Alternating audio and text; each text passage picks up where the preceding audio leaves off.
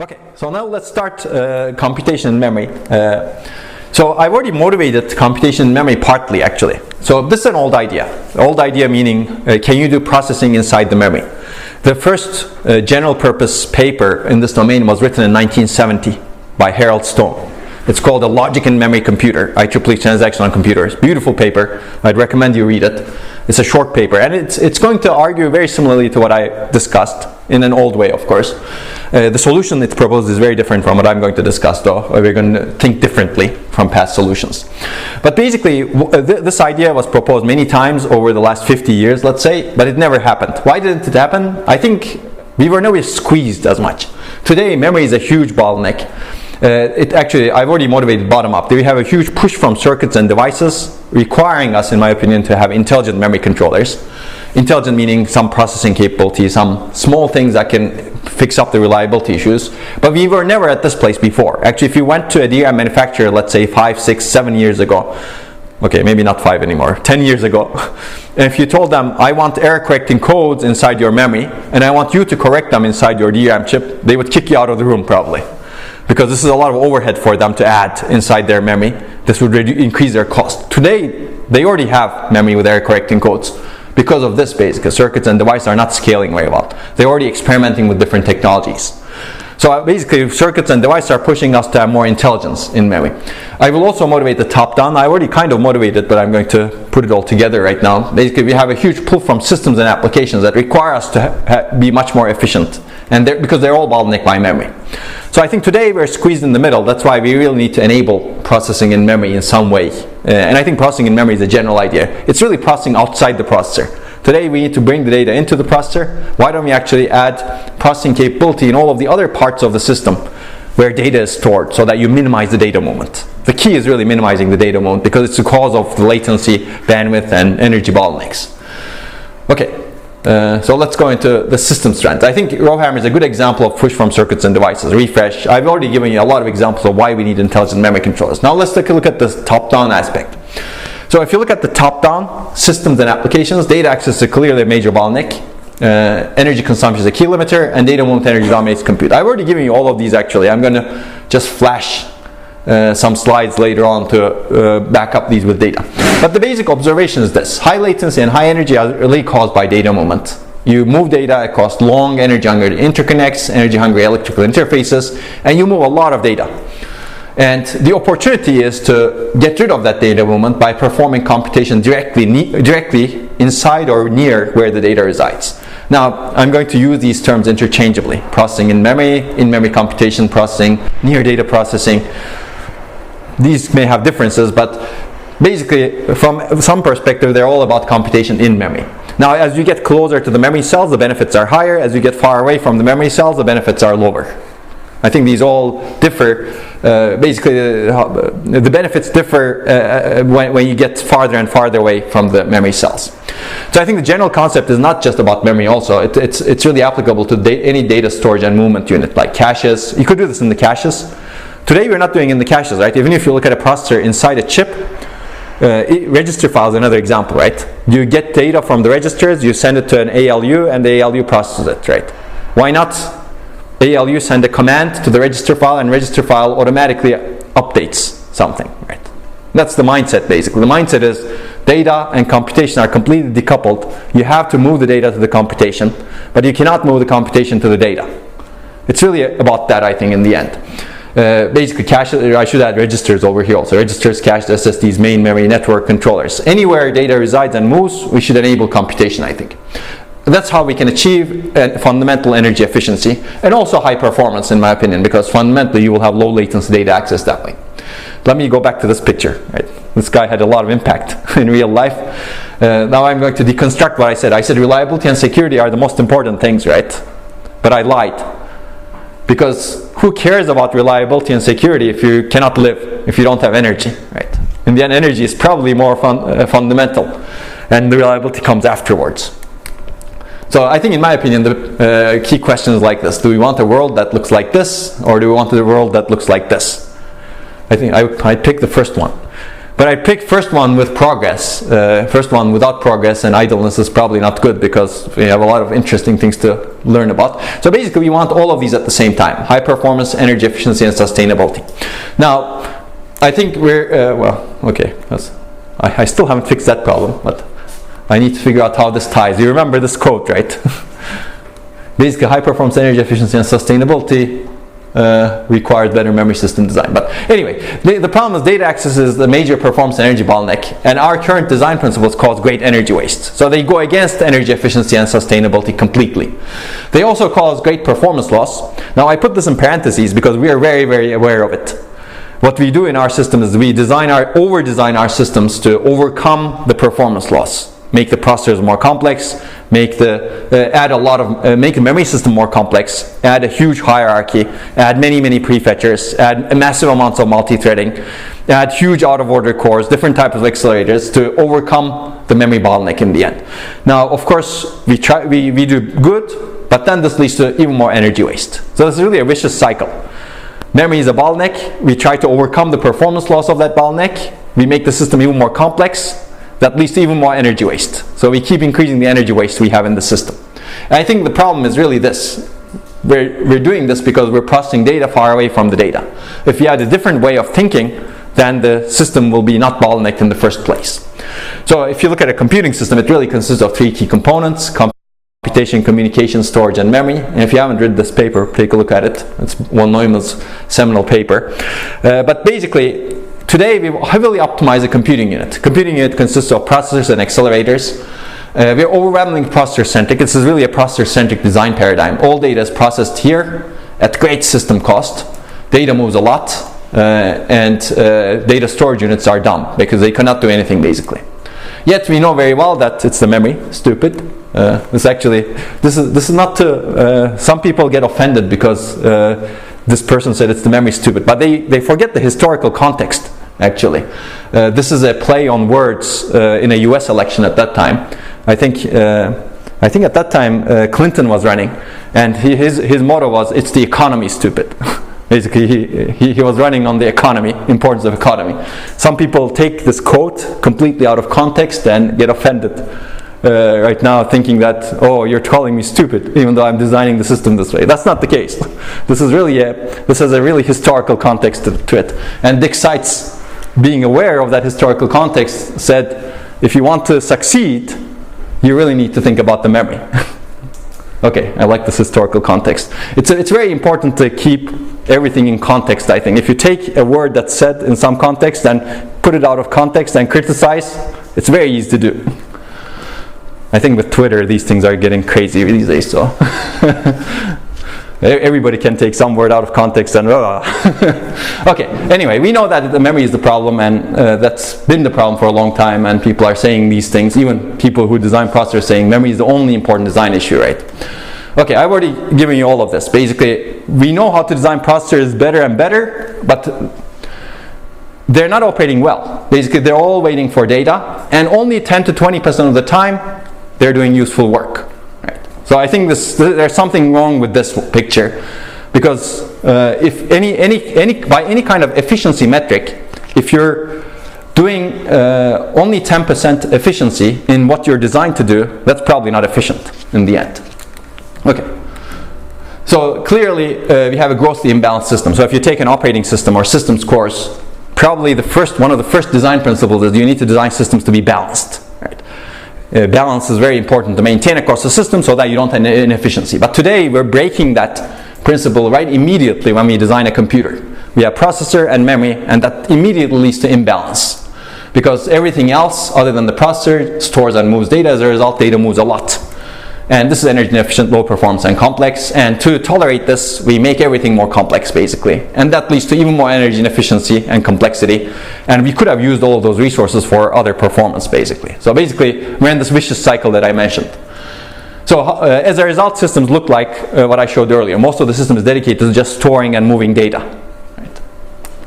Even though we call these computers, most of the system is not computing. It's storing and moving data. So I've given you the energy perspective already. I'm not going to belabor that. Basically, a memory access consumes 2 to 3 orders of magnitude of energy of a complex addition. Actually, if you go back 70 years ago, it's always good to do the studies historical hindsight, right? If you go back 70 years ago and try to figure out what is the relative cost of a memory access versus a complex arithmetic operation, at that time, a complex arithmetic operation was about 2 to 3 orders of magnitude worse in terms of energy and performance. It's hard to get these values, but it is the case, worse at that time. Basically, technology scaling or Moore's law and other innovations has enabled us to make computation extremely efficient relative to the memory access, and we moved maybe 5 orders of magnitude from this being the bottleneck to this being the bottleneck, but we're still designing the systems the same way. We're still moving data to computation. And if you don't believe these numbers over here, which you probably should not because these numbers keep changing, there are a lot of studies that show that it's more than 2 orders of magnitude to do a memory access. And actually, we've shown recently that because of that, most of the system energy spent just on data movement on real workloads. I'm going to talk about this work a little bit later. So basically, I think the takeaway is if we want to be fundamentally energy efficient, we do not want to move data. Basically, we want to do computation where the data resides, which means that we really need a paradigm shift. Because this processor-centric paradigm is the dominant paradigm today. We want to enable computation with minimal data movement, compute where it makes sense, meaning where the data resides, to minimize the data movement, as opposed to where the processor is, which is completely against the data movement, minimizing data movement, which means that we need to make computing architectures much more data-centric. I think this is really the data-centric mindset at this point. Today we're processor-centric. Data-centric means do not move the data, operate where the data resides. Actually, data-centric architectures have other properties. We'll get to that. Low latency and low energy access to data is also a very good property of data-centric. So what does this mean? Basically, we want to enable processing outside the processor. And I think one good place is memory, because memory is huge. And clearly it can store a lot of data that we need, but storage is also important, clearly. Caches are also important. Even here we have a dichotomy, as you can see over here. But let's take a look at memory. I think memory is one of the hardest parts because the interfaces we have to memory are very rigid. Basically, the key idea is to store stuff in memory and then to be able to query that. Basically, we want to ask questions to the memory. Memory, can you do this function for me? And if the memory says yes, it does that function and returns some results, right? Basically, you can think of a rich interface where this is an agent that you communicate with and ask intelligent questions to, right? It could be many, many questions, right? So clearly there are many questions to enable the system. I'm not going to answer the questions, but I'm going to give you the wealth of potential research directions in this area. So how do you design the compute-capable memory and the controllers? How do you design the processor chip and in-memory units? Here, here, here, somewhere.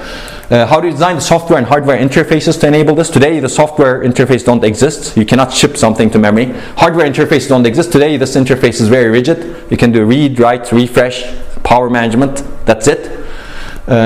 So we need to rethink those. How do you design the system software, compilers, and languages to enable this on top of that? Because at some point, you want this to be general purpose, and all of these need to adapt. And algorithms also, because we will see some processing capability over here that is going to be relatively specialized. How do you rethink the algorithms to take advantage of that? And I think this is also very important. And this, I think, this is my favorite example these days. How many of you have taken a theory of computing course in a computer science department? Theory of computation, big O notation, computational complexity. Okay, some of you. Have you ever thought about memory in that course? Okay, you thought a little bit. But most of the computational complexity theory is really about how many operations that you do, right? It's not about how much memory you consume, how much data you move. It's really about how many operations that you do. Basically, it's very ingrained in how we have theorized about computers today. This processor-centric paradigm is right there. I think we really need to think about theoretical foundations also. Once we think data-centric, I think the opportunities are really limitless. I think if you're inclined to theory, this is a very good area to think about also. But basically, I think the takeaway is we have a very good direction to change the computing paradigm, and it requires thinking across the stack, all the way from devices to algorithms and theory. I haven't thought about electrons yet. I don't know how to rethink the electrons to make this happen because I'm not a physicist though. Maybe physicists will figure that out also. I think quantum computing gets closer to there, but I don't fully understand it at this point. So I think there is a lot of opportunity over here, but we need to think across the stack. I mean, as I said, in-memory computation is an old idea, but today we're squeezed. I already said all of these actually, and there are examples, technologies that industry is building, like logic layer underneath memory layer, so you can actually integrate computation and memory very closely to each other in a relatively cost-efficient way. We're going to talk about taking advantage of it, and also I think people are experimenting with very simple mechanisms for doing computation. These are early examples, of course. I don't think they will survive because they're too specialized in my opinion, but the good thing is people are experimenting with it. At least big companies are experimenting with it. And there's a huge pull from systems and applications, as I mentioned, and I'm not going to cover this again. But I think given this, we still need to think differently from the past approaches, because if you look at the past approaches to processing in memory, what they usually assume is you have a DRAM chip or some memory chip and you put a processor inside the DRAM chip. I think this may be okay to re-examine as well, but I think this is not going to be very easy, because fundamentally the memory computation and storage are optimized for different processes. I mean, once you put a computation element inside DRAM, it becomes extremely leaky. You cannot run it at very high frequencies, so you cannot optimize for computation storage at the same time. I think it's good to re-examine that also. Actually, there are some startups that are looking at this. They're doing it in a much more constrained fashion than what was proposed in the past. But I think we still need to think differently from past approaches. Now the question is, how can we think differently? And this is where a lot of creativity can hopefully come in. So I'm going to talk about two ways of thinking differently. One way of thinking differently is minimally changing memory chips so that we add computation capability to memory that the memory is already very good at. This is very interesting because surprisingly not many people have looked at this before.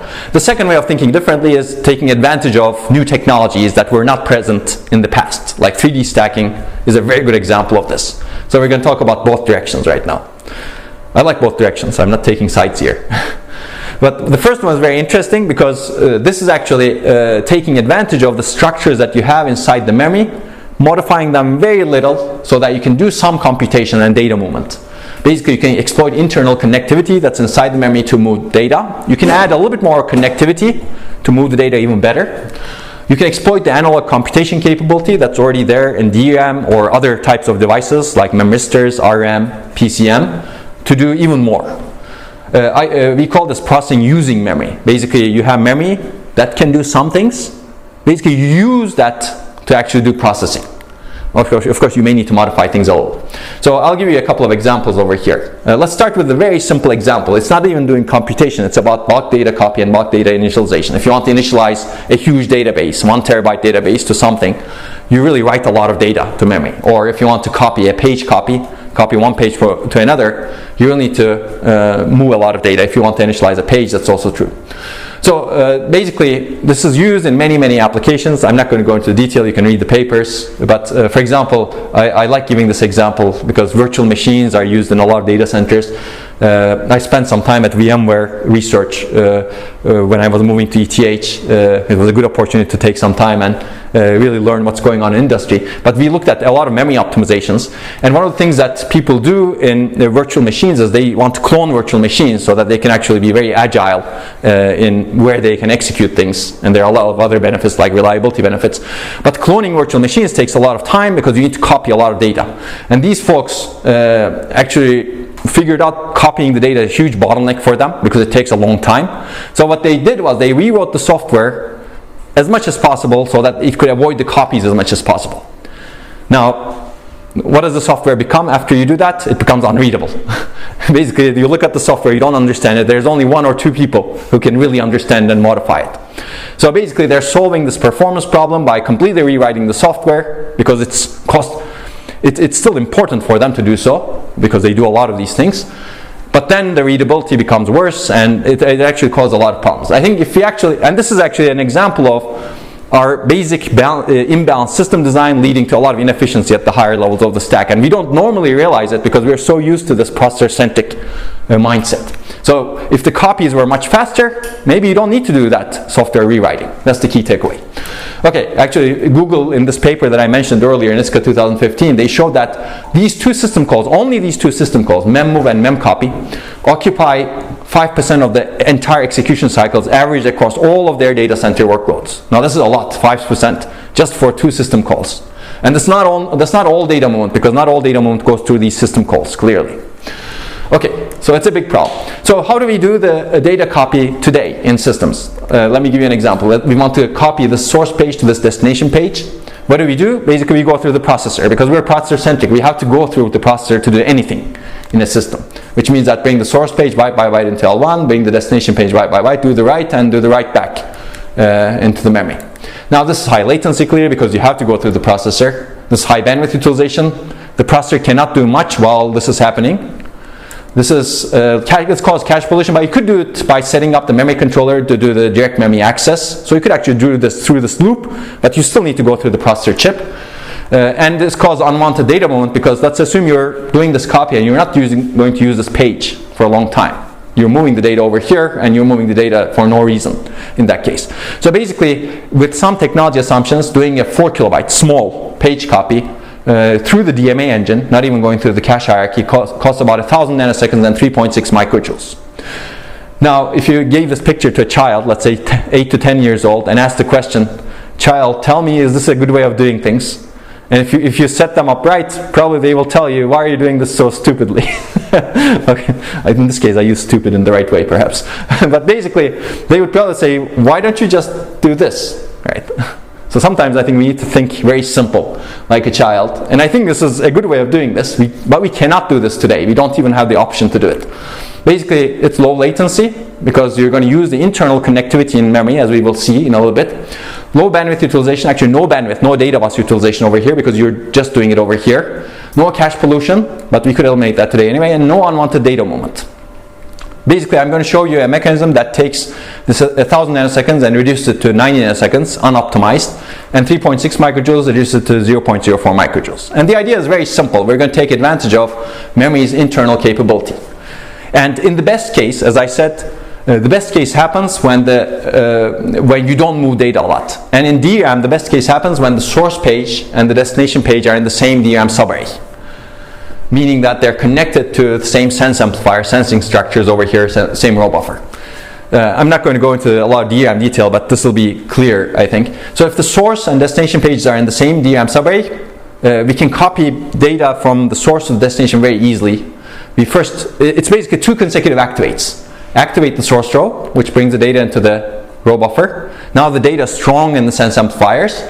Now the next step is to activate the destination row, which implicitly deactivates the source row and connects the row buffer to the destination row, and the data that was captured in the row buffer from the source row now gets copied into the destination row. That's the idea. Basically, by doing 2 consecutive activates, you move data from the source row to the row buffer, and then from the row buffer to the destination row. This is the fastest you can do in DRAM. I don't know if you can do it faster in DRAM because you don't want to modify the subarray structure. You could almost do it in existing DRAM chips. It's negligible hardware cost. When we proposed this idea, we thought that you could do it in DRAM chips actually. Now we didn't pursue this idea. I'm going to tell you a story a little bit. We said that to be able to do it reliably, you should change the hardware very little. And it's really negligibly little.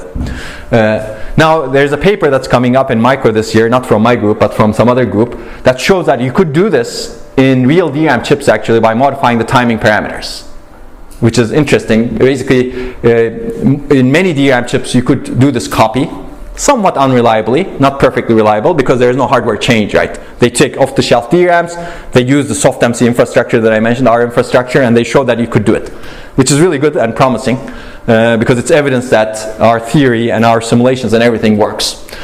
But I think, of course, if you want to do it reliably, you need to really change the hardware slightly. So this leads to a significant latency reduction and a lot of memory energy reduction, as you can see. Of course, you want this to be more general. You don't want to do this within a subarray. You want to do this across banks, for example. If the source row is in this bank and the destination data is in this bank, you can use the shared internal data bus and do basically this. This requires a little bit more hardware support. You cannot do it in an existing DRAM chip, this one. But this is doable with very little hardware cost also. But the benefits are lower, of course, because now you're moving data a little bit more, right? You're not doing it inside a very limited portion of the bank. You're actually going through bank to bank. Now, but today we're going from bank to the processor. Okay, basically it's generalized. You can read the paper for more detail. I'm not going to cover this. The worst part is really inter-subarray in the bank, but we have some solutions to that. So basically, the downside, if you want to move data from here to here, Today you cannot do it because there is no connectivity between these two subarrays. We increase the connectivity between the two subarrays so that you can do more data moment. And I think in general it's a good idea to increase connectivity in a memory chip. Actually, this is going to be later. I may talk about the brain, for example. If you think about the brain, there's a lot of connectivity, but in the designs that we have over here, we don't have a lot of connectivity, and that's becoming a bottleneck in the memory designs.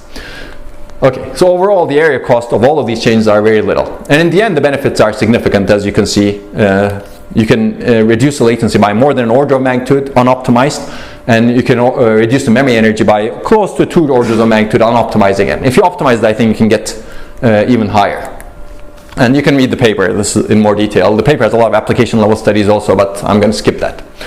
So I think the mindset here is we're really thinking of memory as an accelerator, basically. We are adding some specialized compute capability inside the memory. We're thinking, what is memory good at? Well, it's very good at row clone, so it can accelerate these page copy and page initialization operations, right? Or some granularity copy operations. So we know how to design all of these accelerators really well. We keep adding more accelerators, but they're all sitting on the left side of the memory bus. Maybe the wrong side of the memory bus. They're all bottlenecked by memory in the end. Why not have some sort of accelerator over here that's not bottlenecked by memory? That's the idea. And this is, in the end, this is a conventional accelerator, so you need to solve all of the problems that you need to solve for all of these accelerators, plus more. Plus more because this is a different accelerator, right? It's on this side. Okay, so let me talk a little bit more about other stuff. So I kind of cheated. I didn't give you even computation. Now we're going to talk about computation a little bit. We can similarly do AND or NOT and majority at low cost by using analog computation capability of DRAM. I'm going to give you an example from DRAM. In DRAM, activating multiple rows performs computation, and you get significant performance energy improvements. We're going to see the basic idea. But I think new memory technologies, resistive memory technologies, enable even more opportunities here, because fundamentally, if you want to do stuff on a DRAM cell, you destroy the DRAM cell. You destroy the data, right? Whenever you read, you destroy. Reads are destructive in DRAM. That's not true in these technologies. Whenever you read, you don't destroy. The data remains intact, meaning that fundamentally you can be much more efficient. Of course, we need to figure out how to do it, and there's a lot of work right now that's trying to look at how to do matrix multiplication, for example, in a crossbar array, using analog properties of these resistive memories, or how to do other operations. I think all of those are very good. I'm very supportive of those works. I don't think we're there yet. We really need to understand what we can do, so there needs to be a lot more work in this area as well. But there also needs to be a lot more work in this area as well. Okay, so let me give you the idea in DRAM. Let's assume that these are 3 rows, A, B, C. Rows are 4 kilobytes or 8 kilobytes wide. I'm showing you only one cell in each row. And imagine that you could do what I'm going to describe in all rows and all subarrays of DRAM, basically. If you have 8 kilobyte rows, for example, and if you have 1,000 subarrays, you could do what I describe on 8 million bits concurrently, assuming you supply enough power to your DRAM, of course. So basically, the idea is this. You concurrently activate 3 rows at the same time. You send and activate, so all of them get connected to the bit line. Now, based on chart sharing principles, if this is an ideal circuit, what you get is the majority of these 3 bits. Meaning, if at least 2 of these bits are charged, you get the charge state. If at least 2 of these are discharged, you get the discharge state because of chart sharing. So you need to design this a bit carefully, of course. It's not as easy as row clone in the end. So the final state is a bitwise majority function. This is the Boolean expression, right? So you can do bitwise majority in DRAM if you have this primitive of triple row activation. Now, that's nice. You can actually perhaps rewrite your programs using bitwise majority functions, but you could also realize that you could rewrite this Boolean equation this way. You could set C to 1 and you get the OR of A and B. You could set C to 0 and you get the AND of A and B. Now you have a bitwise AND and a bitwise OR. Now that's very useful. There are a lot of programs that do bitwise AND and ORs that I will show you in a little bit. And that's the idea. And you can expose this to the ISA in this way, for example, perform a bitwise AND of 2 rows and store the result in row C. Of course, you need to design this carefully. I'm not going to go through the details a lot. For example, you don't want to be able to do this in all of the subarray, because triple row activation requires 3 row decoders. That's a lot of hardware cost. You don't want that. You really want to reserve 3 rows, let's say, D1, D2, D3, and you want to be able to do triple row activation only on those, not in general array rows, and that now requires a very simple decoder, very low cost.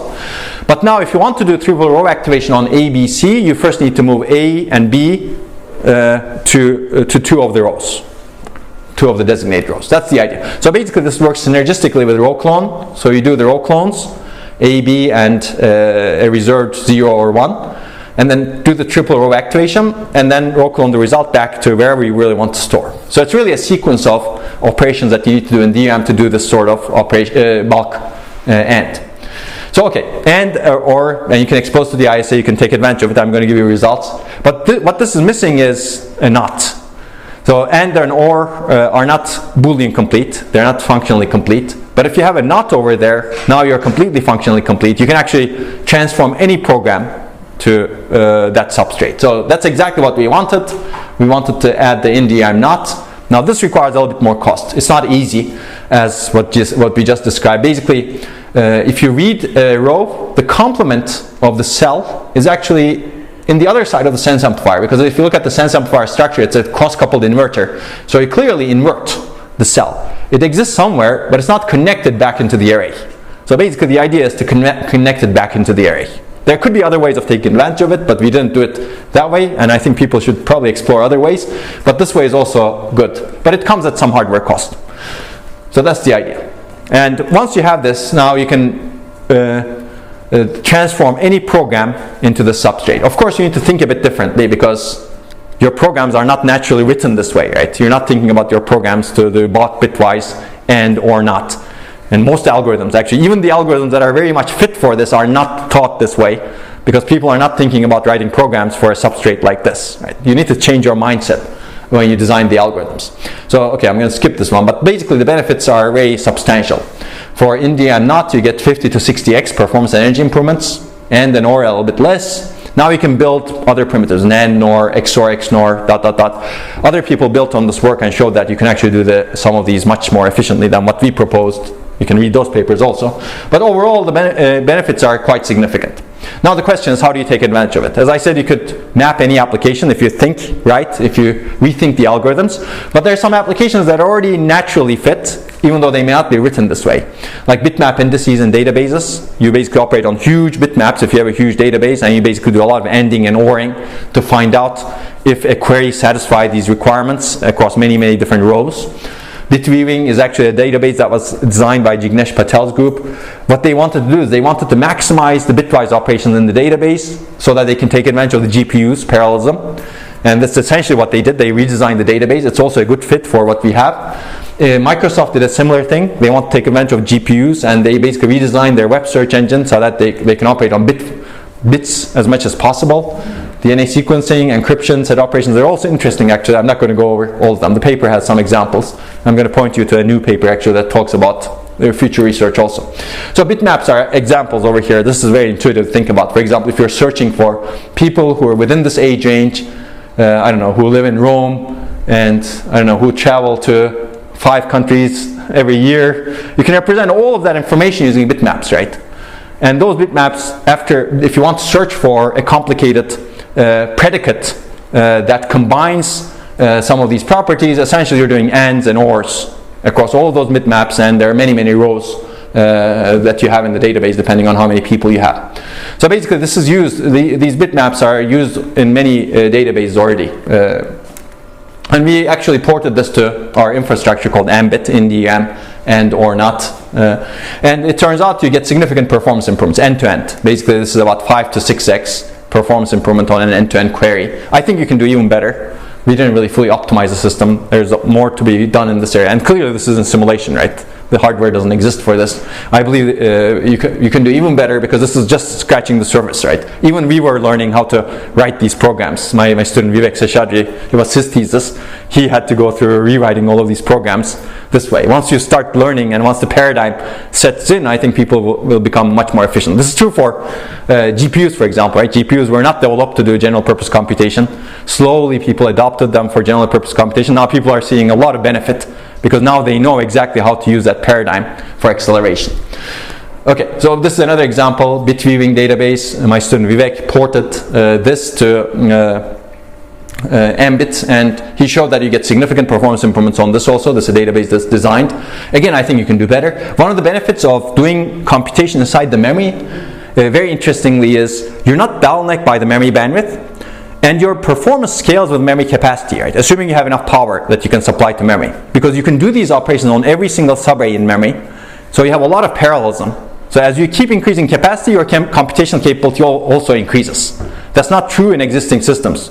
You could keep adding more memory, but your computation capability may increase, but you're really bottlenecked by the data transfer in the end. Here you're not bottlenecked by data transfer, as long as you can exploit that parallelism, of course. Okay, so there's more results in the paper. And this was the initial paper. And actually, if you're, this is the paper that I mentioned. I'm going to tell you a story about that also, which some of you may empathize with. But we recently wrote this paper. Vivek went on and became a researcher at Microsoft Research in India. And we were invited to write a longer version of this paper talking about the future directions. If you're interested in future directions, you can take a look at it. And I'm proud of this paper because together with Vivek, we wrote the best DRAM background, I think. If you look at section 2, that's the best DRAM background section that I've written. If you want to learn about DRAM, read section 2 of this paper. You don't need to read any other paper, in my opinion. It starts bottom up from a single DRAM cell and builds up nicely with nice figures.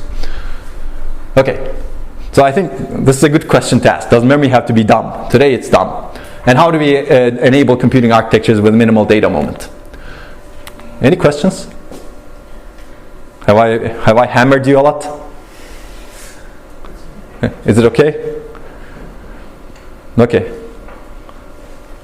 maybe I'll take a detour on the review process right now, because this is important to discuss probably, because it's really about the mindset in the end. Okay, finally something is getting colder. Do people here write papers? I hope so. Has anybody had a paper rejected? Okay, that's good. Don't be shy. Everybody has papers rejected. Now we're going to talk about that. I'm going to tell you a story. Sometimes it's easier to get paper rejected, especially if you're changing the paradigm significantly. But even if you're not changing the paradigm significantly, so you'll empathize with this hopefully. So this MBIT that I discussed sounds good, right? I mean, I would love to have an engine like this. Even if I don't know how to program, I will figure it out how to program it at some point. GPUs, people didn't know how to program also, right? We still don't know. Exactly, I would agree. But at least some people know more than others, right? We still don't know how to do it in a general way. Now, this sounds good, no? And actually, it sounded good to the reviewers also. For example, I'll give you examples from some of the reviews that we received. So you can read the reviews, very positive actually. Very clever, novel idea, great potential speed up and energy efficiency gains. If you read the review, it's very positive. In the end, the verdict is a reject. Why? Because one probably won't ever be built. Not practical to assume the DRAM manufacturers will change the DRAM this way. So I think this is a very terrible review. This is, if this is the mindset, then you will never make progress in the world, because you can reject any new idea this way, right? Any new idea you can say, oh, okay, it will never be built. Yeah. And I think it's always good to try to build something or work on something to enable that thing.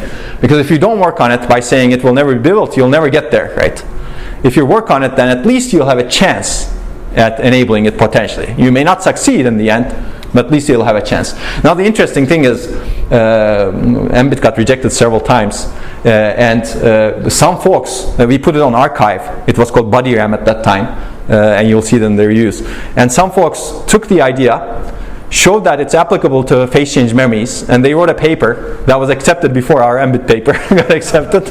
But these folks were nice enough, so they gave a lot of credit to the archive paper that we put online. They said that they got inspired with this work, and they showed that you would get a lot of benefits in machine learning and graph processing applications, for example, using phase change memory. Okay, so this is a review from ISCA 2016, and this paper did not appear in ISCA 2016. This is another review, which is also very positive in general, but the downside is again very similar. Probably it won't be built, maybe not expressed in the same way as this one. This is another review. I think this has another problem which we need to overcome. Basically, this person says, I'm rephrasing, this is a circuits technique. Why are you bothering me as an architect with it? Right? I don't care about circuits. I think that's a very bad mindset also. I think going forward we really need to think not just circuits, architecture, operating systems, whatever, but we really need to think across the stack. We should be very open to different types of approaches to the system, because that's where we really will get the biggest benefits going into the future.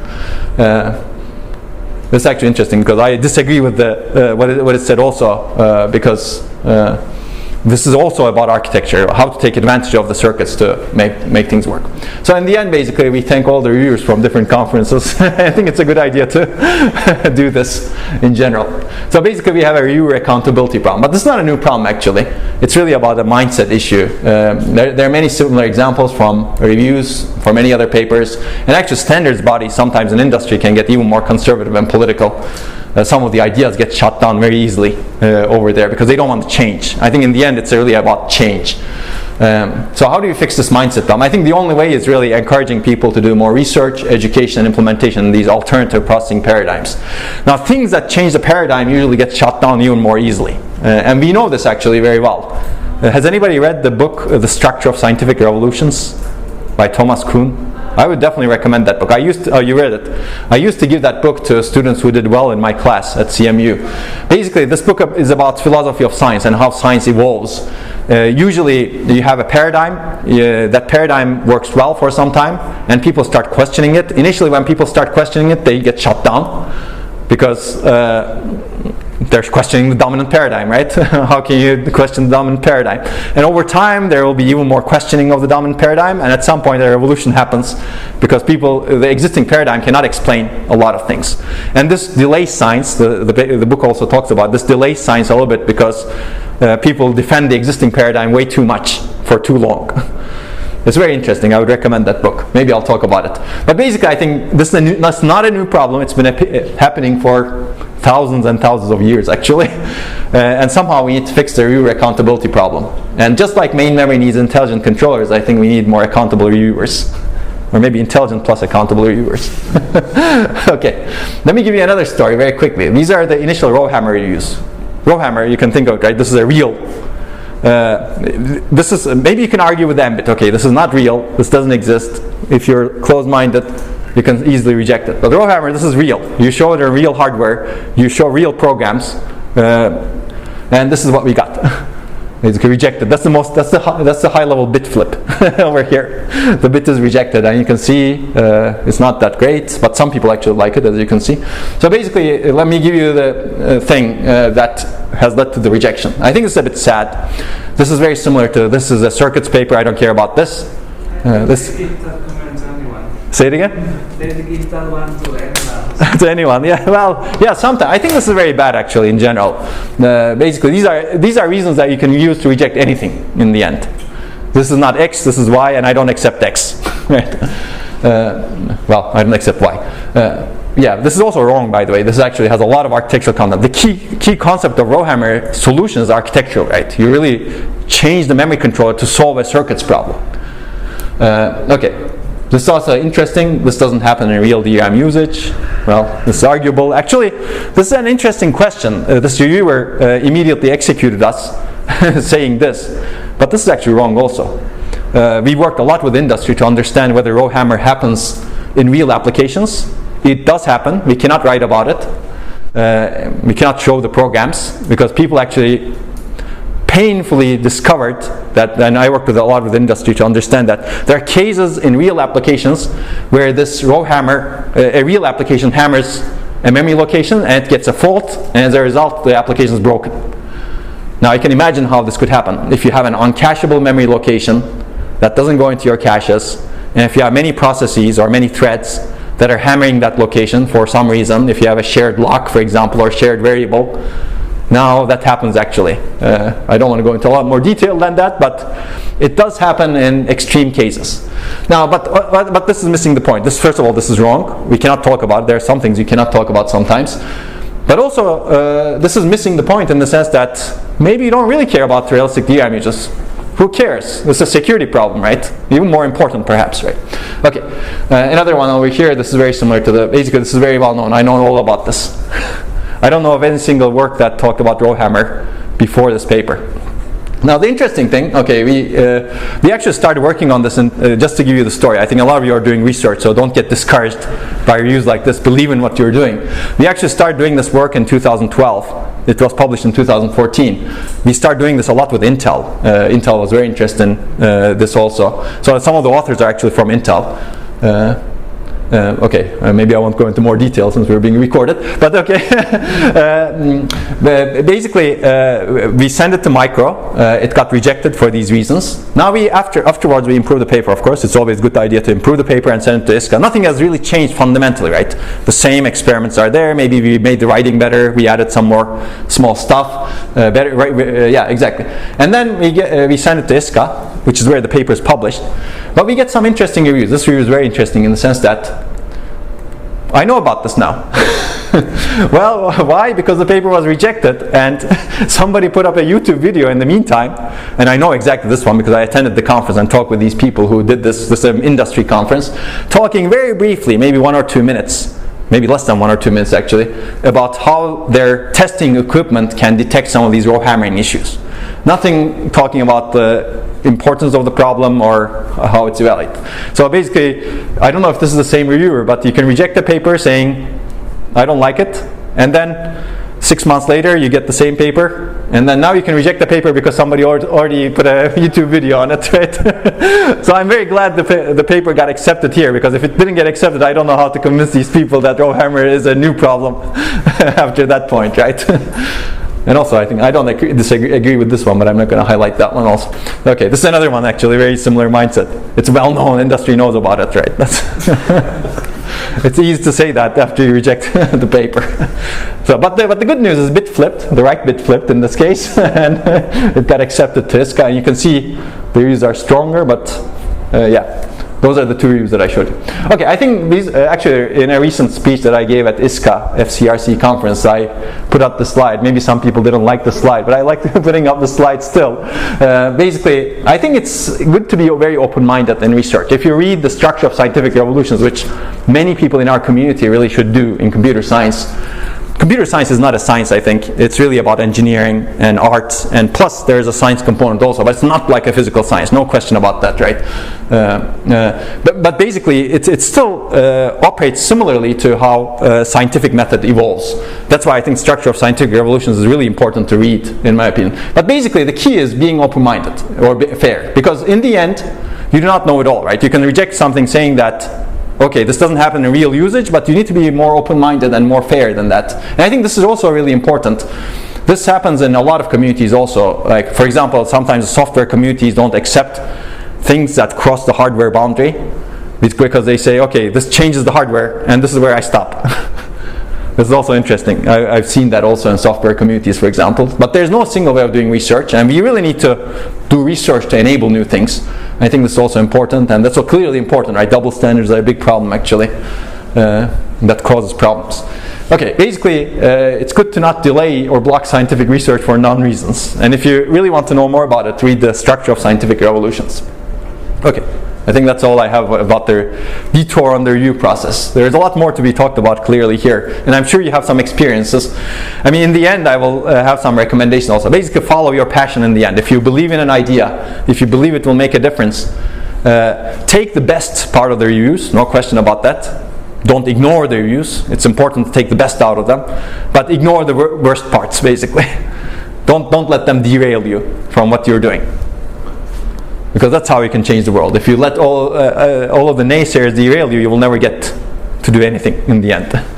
Okay, so let me pull back and talk about the different approaches that we're exploiting for in-memory computation. The first one is processing using memory, minimally changing memory chips. The second one is taking advantage of emerging technologies. And emerging technology in this case is 3D stacked memory. I think this is really fascinating.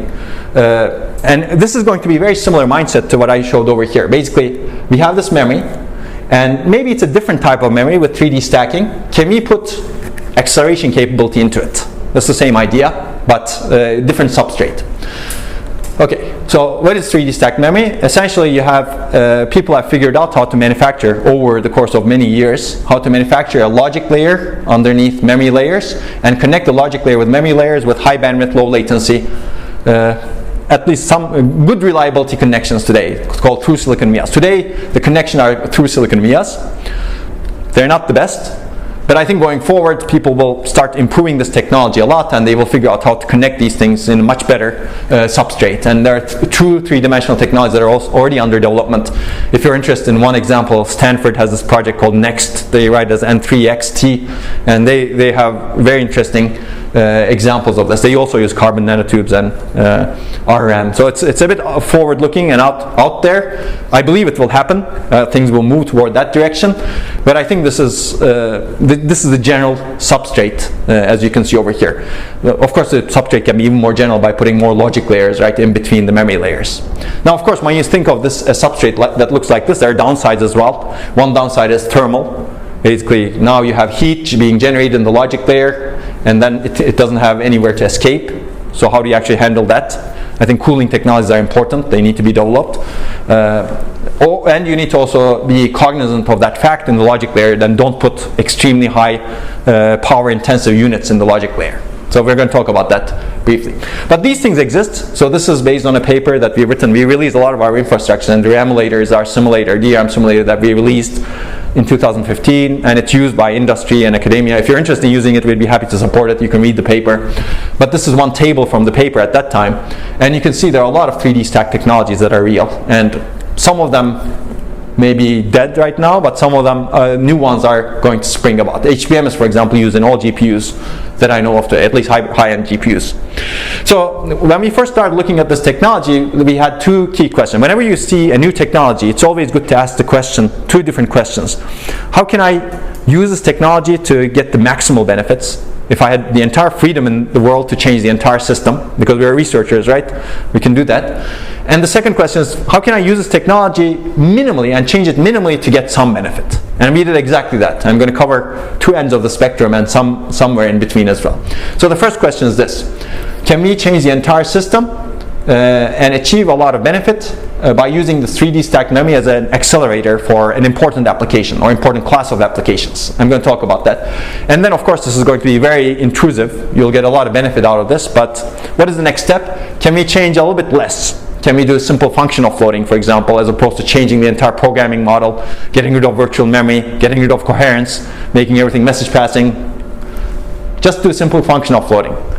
And we're going to give you results with that. And then the other end of the continuum is, can we add some minimal processing in memory support so that we don't disturb the programmers much, but still get some benefit out of the system? It's always good to examine the spectrum, and there's a lot more work to be done in this continuum over here. Now let's start with this first one over here. And when we first started asking this question, of course, whenever you want to change the entire system, it's always good to think about an application to specialize for. And while we were studying this in 2013, actually, that says 2015 because the paper was published in 2015, but basically graph processing, graph analytics was very hot. It's still very hot and very important, I think. This is actually, you can see the scale of this, and I don't even have the Chinese counterparts of any of these over here. But basically, Facebook 1.4 billion, they don't like my 1.4 billion numbers, but I don't like changing my slide, so I put circa 2015. Now it's 2.33 billion apparently. I don't know why, but it's true. Anyway, these works actually use a lot of graph processing. As I said, bioinformatics works use a lot of graph processing. A lot of machine learning frameworks have a lot of graph analytics. So graph analytics is everywhere.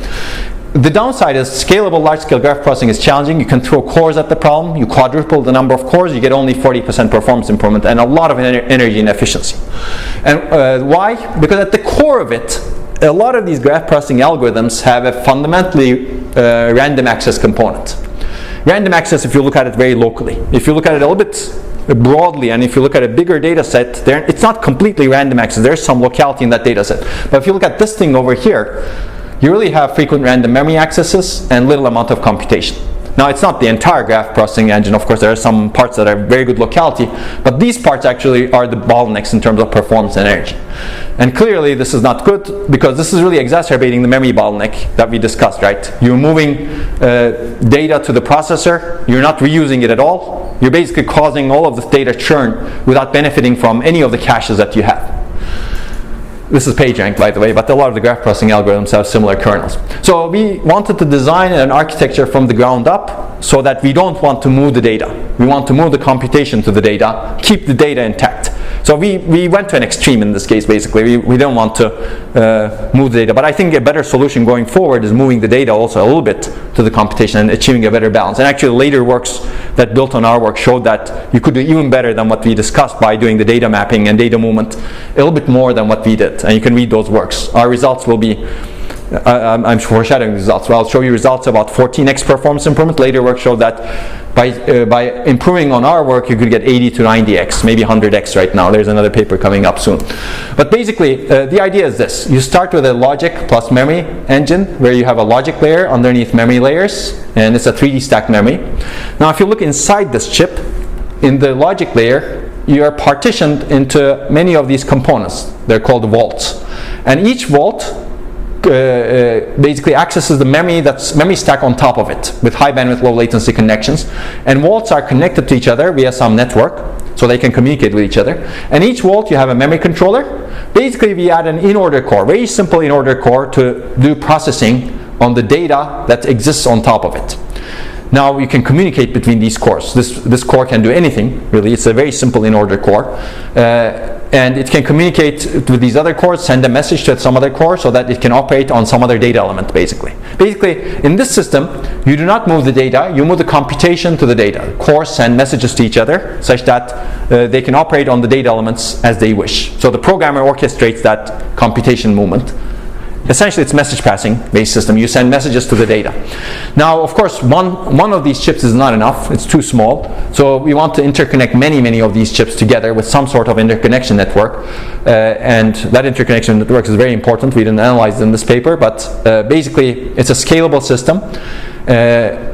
Ideally, you would like to keep the communication inside a chip, so you want to exploit some locality. You want to partition your graph such that frequently communicating components are inside the same chip, and infrequently communicating components are scaled out to many chips.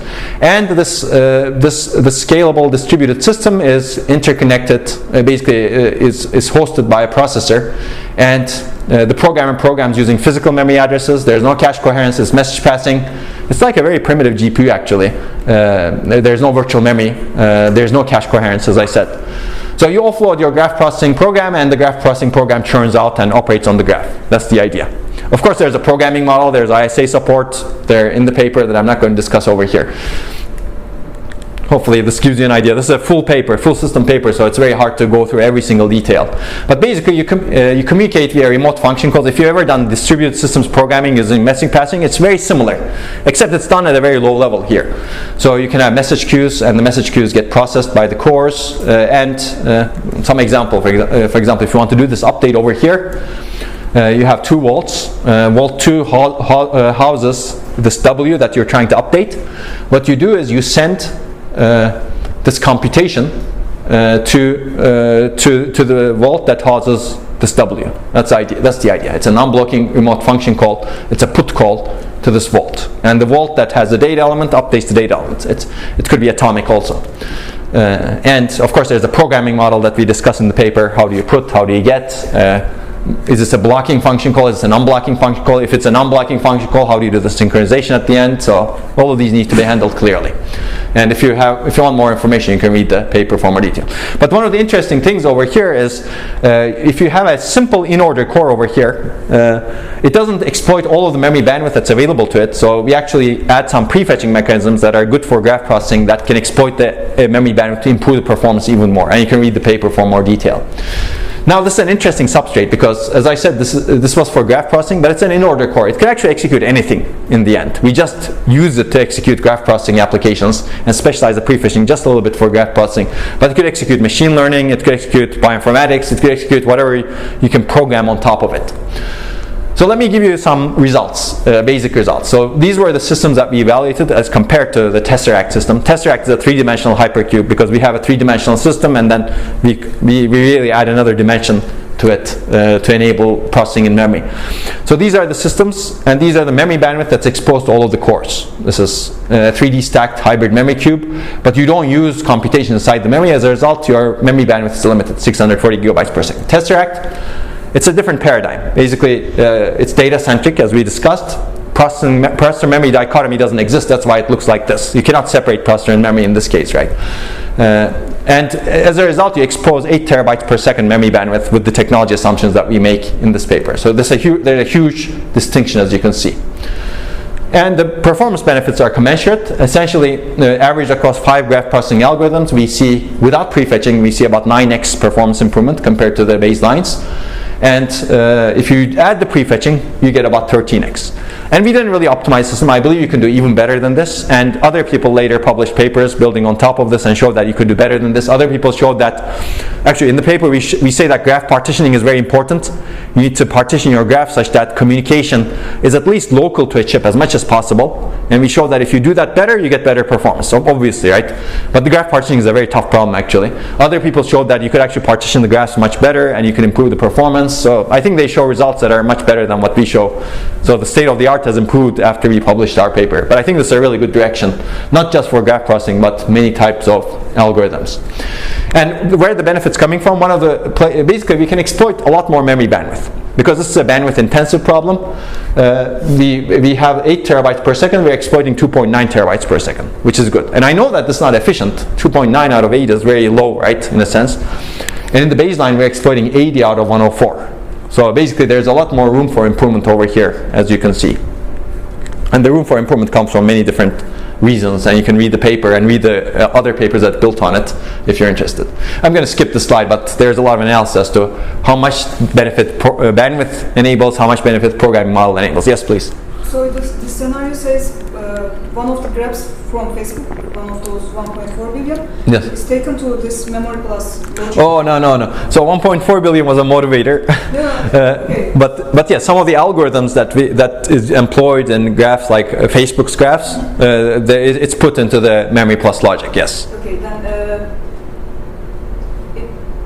wouldn't it be a better direction to put CMOS image sensors on top of that memory and do all processing and image acquisition on the same chip, or would it be too much piling up that?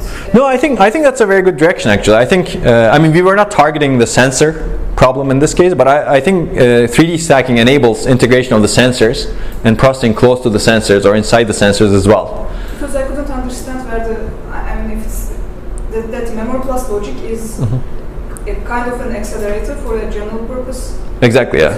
Exactly. So the general purpose processor, it's an accelerator to a general purpose processor in this case. We didn't deal with the sensors. But if you're really dealing with sensing data, again, 3D stacked architectures are a very good example for that. I absolutely think that you need to do processing close to the sensors and inside the sensors.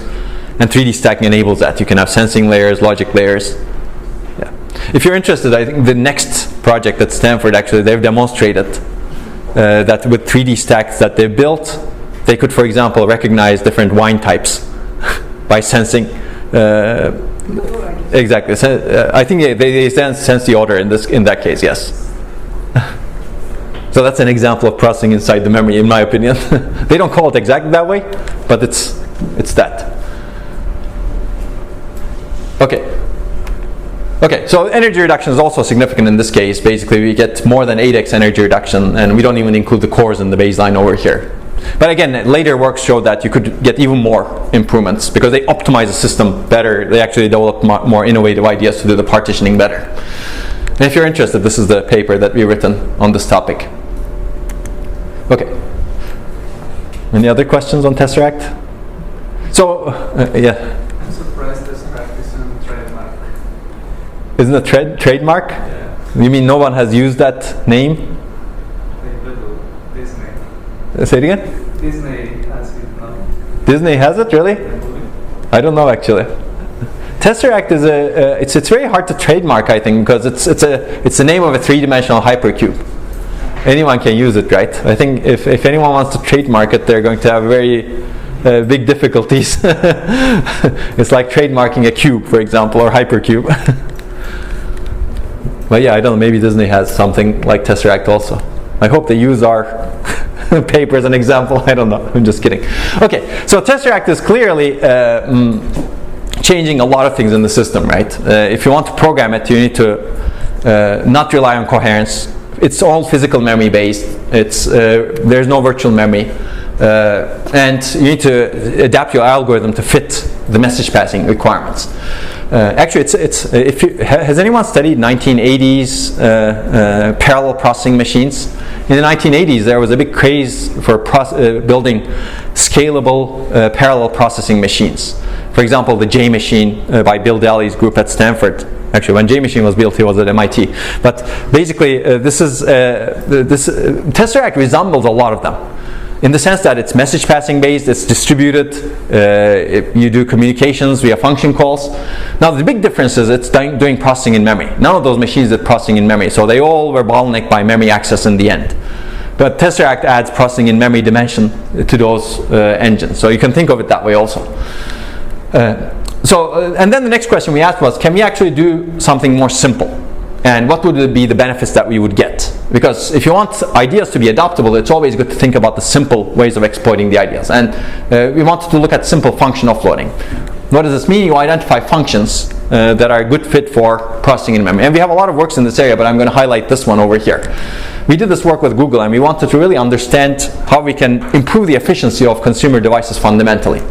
And to be able to do that, again, you need to study workloads. And we started with these 4 workloads that's used by pretty much everyone, and there are counterparts of it in other systems also. Nothing is specific to Google. These names are specific to Google, but clearly everyone uses web browsers, video, and inference engines. Even though you may not think you're using inference engines, they're being used by you when you use your cell phone or computer, for good or bad, right? Hopefully not bad, but you cannot prevent some of the bad also. Okay, so we wanted to understand the energy cost of data movement, and this is what we found out, as I already said. Basically, in average across all of these workloads on state-of-the-art input sets, like state-of-the-art neural networks for TensorFlow, you basically get more than 60% of the total system energy spent on data movement across the memory hierarchy. And we wanted to understand, can we get rid of this data movement as much as possible by moving computation close to data?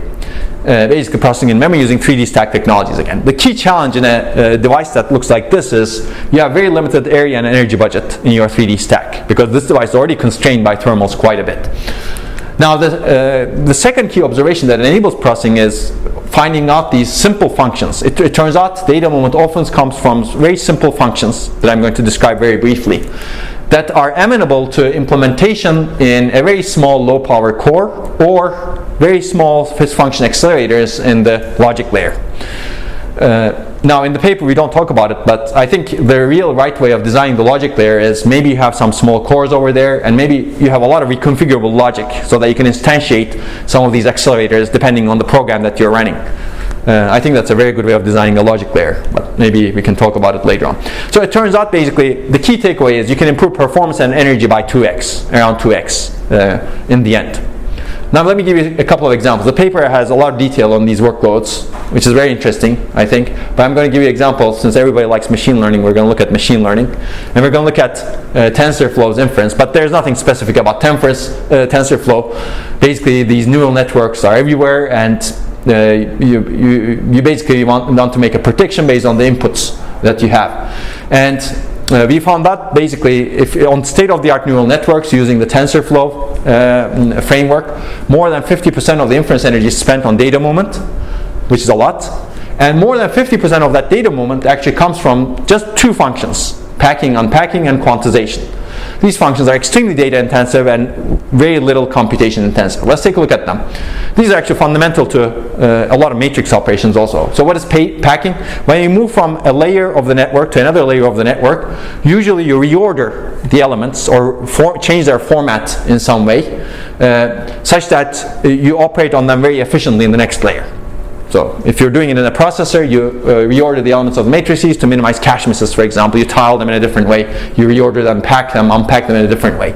And you do this every time, not every time, but in cases where you benefit when you move from layer to layer. That's the idea. And it turns out this actually consumes a lot of energy and execution time during inference, and you can read the paper for more detail. And this is a very simple data reorganization process that requires very simple arithmetic operations. So it's a very good fit for small logic in processing in the logic layer. Quantization, this is also employed by pretty much all networks whenever you're doing inference. Basically, you don't want to operate on large, sophisticated data types. You want to operate on small, simple data formats. So as a result, most inference engines quantize these large 32-bit floating point values to small integers. In fact, people want to quantize even more. There's something called binary neural networks or binarized neural networks where people want to operate only a single bit of a sample. Now, of course, I think it's a very good idea. Actually, that's a very good fit for some substrate like Mbit. The downside is those networks, I don't think they're there yet because the accuracy is not high enough, but people are trying to improve the algorithms as much as possible to improve the accuracy. People usually, for example, in TensorFlow, you can quantize down to 8-bit integers, and 8-bit is actually more than enough in general. And this clearly gets rid of a lot of execution time and a lot of energy consumption. But while you do that, you cause this process itself leads to significant energy and execution time. And majority of this energy and execution time comes from data movement. And it turns out this is a very simple data conversion operation. It requires shift, addition, and some multiplication, simple multiplication.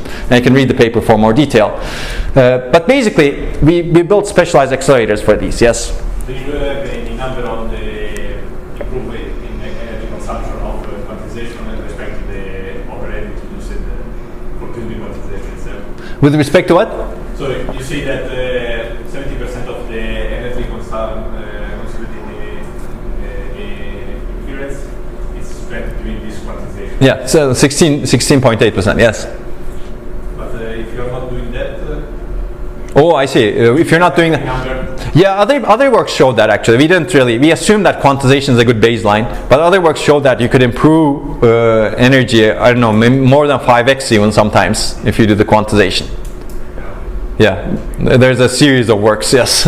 So you really want to quantize in the end because you don't gain benefit from these huge values. Okay. So basically started with the state-of-the-art quantization. Okay, basically the takeaway is now that basically the idea is to figure out these functions, and TensorFlow is packing and quantization. You can see that you can improve the energy efficiency significantly by pushing this to a core. If you specialize, put it on a specialized accelerator, you get even a little bit more energy benefit. But I can see that the accelerator doesn't help a lot because these are really simple operations that a core is very good at already. There are some other examples, like in the browser, you do compression, decompression. You can see that you get a lot of energy with a core, but the accelerator helps even more. Color blitting, texture tiling. Here in video processing, actually accelerators help a lot. You move the processing to a core, you get significant energy reduction. But if you actually have an accelerator, you get even more energy reduction over here. So there's a lot of analysis in the paper you can see. But the takeaway is you halve the energy that you have. Similarly for performance, in performance accelerators actually help a lot. You can see TensorFlow over here. You basically halve the execution time. That's true for many of these other things also. Almost half, depending on the type of the workload that you have. So that's the takeaway. In the end, we're not changing the entire system here. We're identifying these simple functions somehow. It's the programmer's job in this case. So you can see the programmer burden. It was Amirali's job in this case. My PhD student did a lot of work. But in the end, the benefits are about 2x. It's not 14x, 13x, clearly. But it's not bad also, in my opinion. So later we looked at things like this. We also looked at function offloading in systems like this. I'm not going to go into detail. You can read some of these papers. In this case, for example, we developed a compiler algorithm where the compiler identifies which functions should be offloaded. I think this is a very good idea also to look into compilers. But you can see that the benefits are about 30 to 50%. Here, the programmer doesn't even do anything. And we've looked at other stuff like accelerating pointer chasing, which is a very latency bound operation, and also dependent cache misses without changing in this case we didn't change the programs at all. In this change we changed the program slightly, but the benefits are actually similar. You can see the results, and accelerating some prefetching mechanisms also. I'm not going to talk about those, but let me switch to this because I want to conclude processing in memory soon. I guess people are getting hungry. Yeah, I can see a bit. Okay, so basically the takeaway is you can do simple function offloading and still get a lot of benefits. Now, I think there's a lot more exploration to be done how to maximize the benefits, and there's a very rich research area. Let's take a look at this minimal thing. I think this minimal thing is also very important. How do we minimally change the system and the programming? And I'm going to talk about the work that we did at the same time we were doing the Tesseract work. We call this PIM-enabled instructions. The idea is to get the most out of processing in memory with minimal cost, minimal changes to the system, no changes to the programming model. And once you have these constraints, the idea is very simple, I think, maybe even obvious at that point. point. Basically, you expose a processing in memory operation as an instruction. This instruction operates only on a single cache block. This is really important. And this instruction looks like this, basically. It's a PIM-add. Now, this doesn't change the sequential execution and programming model. It's just like another instruction that's executed. There's no change to virtual memory because when you execute this instruction, processor fetches it, does all the virtual address translation, access checks, and in the end it decides whether to execute it here in the processor or whether to execute it in the memory. That's the only thing that it needs to decide, separately from some other instruction.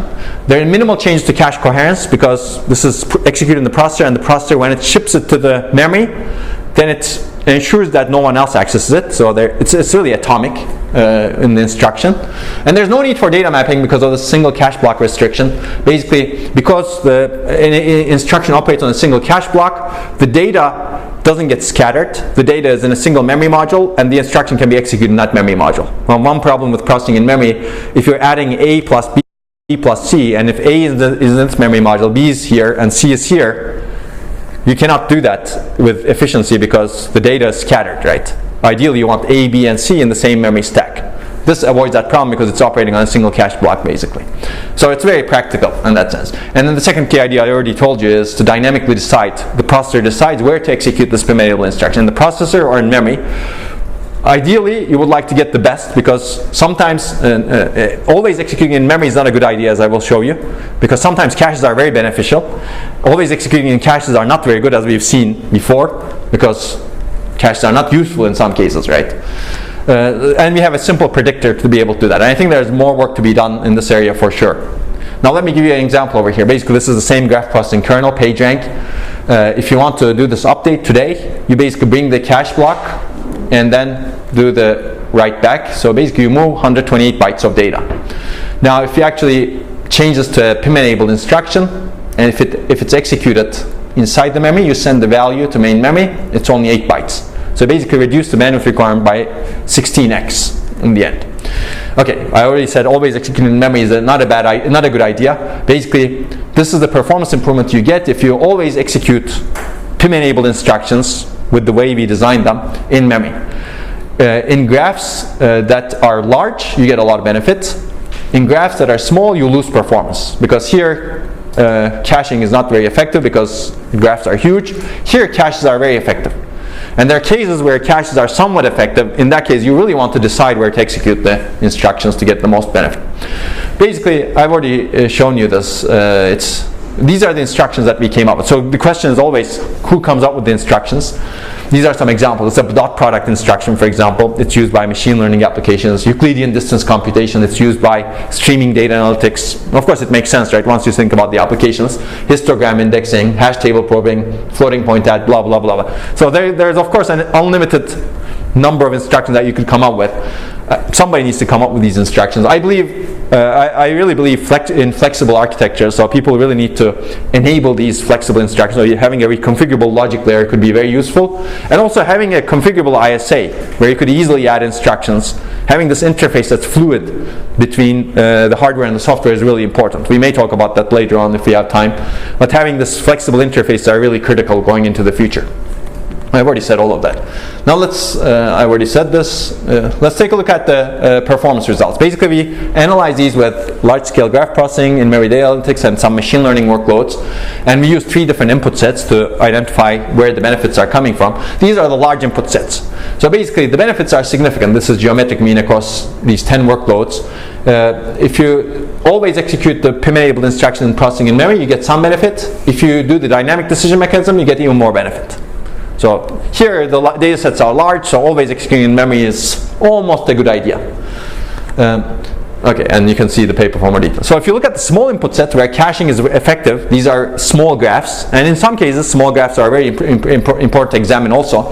If you ship the computation to memory, you lose performance in most of the time. Basically, we designed this dynamic mechanism to ensure that you don't lose performance. And you gain performance a little bit because this has some weird locality characteristics. Like anyway, okay, we have 5 minutes. Okay. I'll finish hopefully in time. I want to finish computation in memory, but I think we're almost there actually. So, okay, the real interesting part is these medium input sets where caching is sometimes effective and sometimes not effective. You can see this over here. There are some cases where you lose performance if you push stuff into memory. Sometimes you gain little performance, sometimes you gain a lot of performance. But if you actually decide whether to send to memory or execute in the processor, you gain a lot of performance in almost all cases over here. So basically, these input sets where you have different characteristics of data, sometimes caching is effective, sometimes caching is not effective, that's a very good place to decide design dynamic mechanisms to decide where to execute a function or an instruction. In this case, it's an instruction, clearly. Okay, and the performance energy improvements are similar. You get 25% energy reduction in the large input set, you get some energy reduction in the medium ones, you get very little energy reduction in the small input sets. So it's as expected. Basically, this is a simple and low cost, probably the lowest cost approach to processing in memory. There's no change to the programming model virtual memory, and you dynamically decide where to execute an instruction. Now, of course, this has disadvantages also. It doesn't take advantage of the full pin potential, and this single cache block restriction is limiting. And I think going forward, this future work should really tackle these results. And I believe there should be more work in this area. There was a lot of work after Tesseract. There was work on this area also, but less work in this area. And I think there needs to be work tackling some of the downsides so that we can actually get even more benefits from simple approaches like this. Any questions? Okay, so these are some of the other works. I'm going to skip this and get into this one, which is really important. So it's actually, this is really changing the paradigm in the end. It's really, I think, easily put, it's processor-centric paradigm goes into a data-centric paradigm. And I'm not suggesting you should get rid of the processor-centric paradigm. I think that has benefits as we've just discussed, right? You should really combine the two things somehow. But of course, whenever you change the paradigm, you have an adoption issue. Adoption means how do you actually take advantage of it? How do you get this thing adopted? I think GPUs could be a good example. How do we get GPUs adopted? GPUs were very successful. Clearly there's more to be done in that area also. But initially no one cared about GPUs, right? They were graphics engines, but now it's being adopted. And there are a bunch of barriers of adoption to processing in memory. I'll go through these relatively quickly. But let me give you an anecdote first. One of the conferences that I enjoyed when I was a PhD student that I attended was ISCA 2005. ISCA was held in Madison in 2005. And I think I heard one of the best keynote speeches that I've ever heard at that conference. It was given by Arvind. Does anybody know the name Arvind? Okay, good. He's a professor at MIT, and he did a lot of seminal work on data flow. And their goal in the 1970s, 1980s, 1990s was to actually change the instruction set architecture so that it's all data flow based. Now, data flow had a lot of impact, clearly. We're programming a lot of FPGAs, for example, with the data flow paradigm today. But not the kind of impact that they envisioned that they would have, because they were trying to change the general purpose computing paradigm at that time, right? Clearly people are not having a data flow ISAs today. And in the keynote, Arvind gave a beautiful keynote talking about all of these data flow improvements that they've done. But he said one thing that stuck with me for a long time. He basically said, perhaps we ignore the most important thing, which is really the software. That's basically, they did a lot of innovation in hardware. Maybe they should have put more effort, according to his words, into software so that they could get things adopted. And I think that's true. Whenever you want to change the hardware, you should really always think about the software also. How do you get this adopted? That's why I think this is one of the first things over here. What are the applications? What is the software for processing in memory? How can we enable software to take advantage of it? And actually, this is true not just for data flow. If you think about Intel Itanium, for example, IA64. Has anybody heard about IA64? It was Intel's attempt to change the ISA. When people were moving from 32-bit architectures to 64-bit architectures, Intel said, okay, I'm going to redesign the ISA to be completely different so that I can have more compiler control over the ISA. And it's a beautiful ISA. There are a lot of good principles in the ISA, no question about that. But it was very hard to move the software to this new ISA completely. As a result, it never took off, except for very specialized domains. Now, AMD did not do that at that time. What they did was they actually came out with x86-64. It was the minimal extension to the ISA. They didn't completely change the ISA. As a result, everybody adopted AMD's x86-64 ISA, including Intel. So this is another example where if you want to change the hardware, you really need to be cognizant of the huge software base on top of the hardware. So I think the key is really software. How do you How do we enable applications to transition to PIM? How do we ease programming to enable that? What kind of interface do we have? What kind of compiler and hardware support do we provide? How do we enable software to be supported by the system, coherence and virtual memory? I think virtual memory is a big mess actually, in general in systems today. I think this is one of the hairiest parts. Coherence, we can think about solutions potential, but virtual memory I think needs to be rethought completely, even if you don't have processing in memory, because we have huge memories today and we're wasting a lot of time on virtual memory in my opinion. And again, more software. How do you design the runtime and compilation systems so that we can do adaptive scheduling, data mapping, and access and sharing control?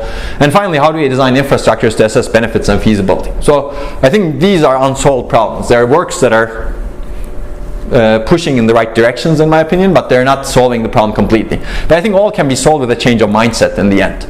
So to be able to solve these, I think we really need to revisit the entire stack, because none of the problems can be solved by just looking at one level. We have to really think across the stack over here. But I think we can get there step by step. Now I'll give you, basically we've written a couple of survey papers that talk about different mechanisms to enable in-memory computation. These actually outline some of the issues. If you're interested, this gives you a historical perspective, plus outlines a lot of the research issues that we think we have in processing in memory. And we've recently written this paper. We were invited by the IBM Journal of Research and Development to write this paper, especially focusing on the workload and programming aspects of processing in memory. If you're interested, these papers are already on archive. You can download them for free on my website also. I mean, clearly code mapping is a challenge. I'm going to go through these relatively quickly just to show you the challenge. This is, as I said, if you're adding A plus B plus C, if they're in different memory stacks, you have a problem. So somebody needs to do the data mapping nicely. If you make this the programmer's problem, then it's difficult to program. If you make this the compiler's problem, then hopefully it's better because it saves the programmer. So somebody needs to develop the infrastructure to help the programmer. And we have some example works that are scratching the surface. These are by no means solving the problem fully. This is just an example works if you're interested in looking at some works. How to schedule code, there's more scheduling code, that's important. Coherence is a big problem actually. If you actually partition your program such that processor is operating on some data and memory is operating on some piece of shared data and they're clashing with each other, how do you maintain coherence is important. And there are cases, like we've analyzed a lot of hybrid transaction analytical databases. Transactions are very good at executing the processor because they're very compute intensive.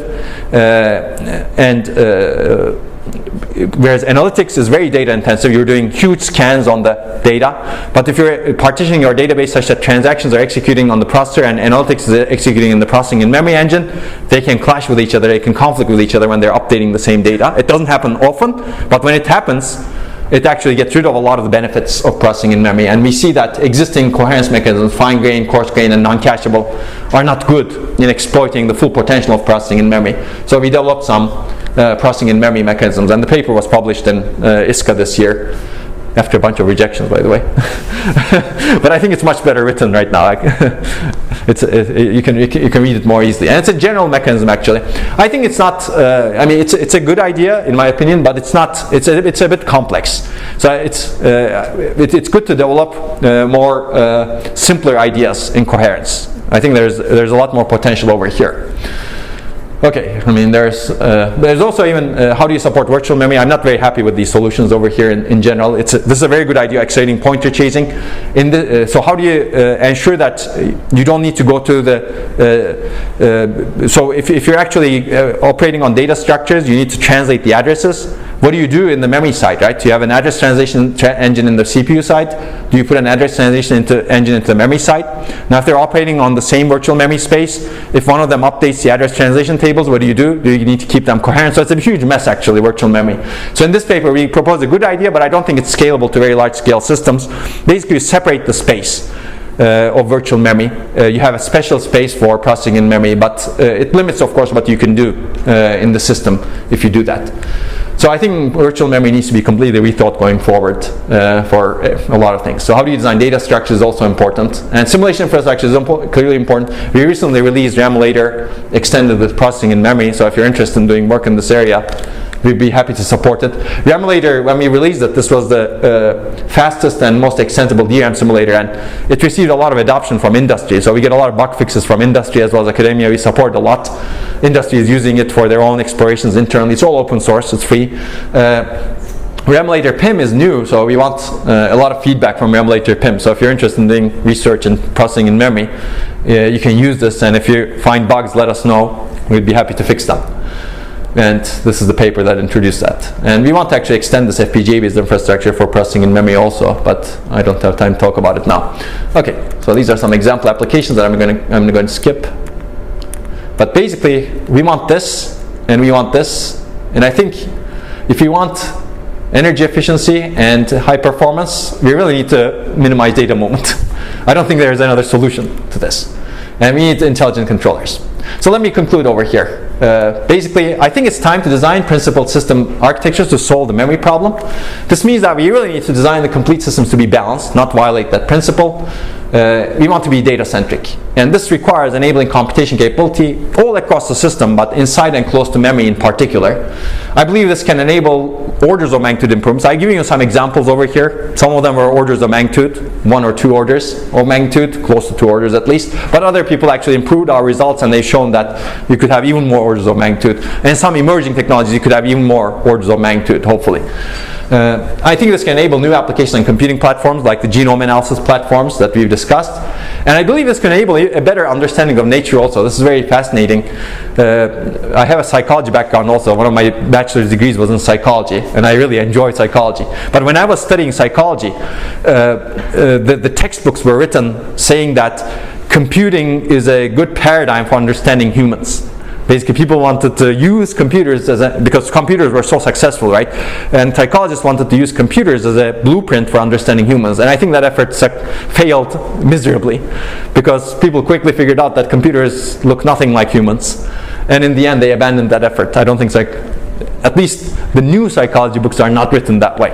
But I think maybe if we actually change the paradigm and become more data-centric, become more memory-centric, become more connective in how we design systems, we can enable a better understanding of nature because what we design is closer to what the nature looks like. And who knows what else? We could enable other stuff also. Okay, so basically I think we have a lot to do, but we need to really think across the stack and get there step by step. Now, we've done something similar. Let me finish this very quickly. Basically, we have some other technologies that we've enabled. So I think I will name one technology. This thing is here in everybody's pockets because of flash memory, I think. If flash memory wasn't there, we wouldn't be taking all these pictures and wasting a lot of space, right? But, I mean, jokes aside, this has enabled a lot of innovation in systems. But if you think of flash memory was a very doubtful emerging memory technology for decades and decades, actually. People were ridiculing researchers working on flash memory for decades. Like I know very concrete examples of friends who were writing proposals to the National Science Foundation saying, in the 1990s, I'm working on this garbage collection mechanisms for flash memory. They're going to be extremely important for the success of this technology, and they will be getting rejected. Who cares about this technology? It's not there. Well, if you wait until it's not there, it's just too late, right? You need to do all of that research to enable it. But clearly, flash memory has been enabled, and it works nicely. Well, we're writing papers about how it works. I think it's good to think about analogies from other technologies that have been enabled. Flash memory is very interesting. Actually, I don't have the picture here, I think, but maybe I'll show it later. Flash Memory Summit. I was at the Flash Memory Summit recently, at the beginning of this month, August. But they have this panel over here that looks at the evolution of flash memory, starting from 1967. Goes to 2020, I guess. But basically, there's little activity from 1967 to 1999 or 2001, and the activity becomes huge after that. So this is a very old memory technology, actually. And flash, I think processing in memory is also very interesting. Maybe it'll take time for it to develop also. But there are two differences between flash memory and processing in memory. One is easy for processing in memory, one is hard for processing in memory. Flash memory required a lot of cost to develop the devices themselves, because you really need to change the manufacturing technology completely to enable that. I don't think that's true for processing in memory. Processing in memory, I think we can take advantage of existing technologies and change them slowly, little by little. So the cost in terms of manufacturing is relatively less compared to flash memory. Now the difficult part in flash memory is really system-wide adoption in software. Flash memory is easy to adopt from a system-wide perspective because you can take a hard disk and replace it with flash memory, right? not much to do over there. Of course, you don't get the best benefits, and people figured out you don't get the best benefits that way, but you get significant benefit that way. So adoption is relatively easier, whereas processing in memory is much more costly from that perspective. You really need to somehow change the way you design the systems and the software to take advantage of processing in memory. That's why I think it's important that we write these papers like this, and hopefully they'll be useful for you. Okay, and this is where I stop. Thank you very much. Thanks.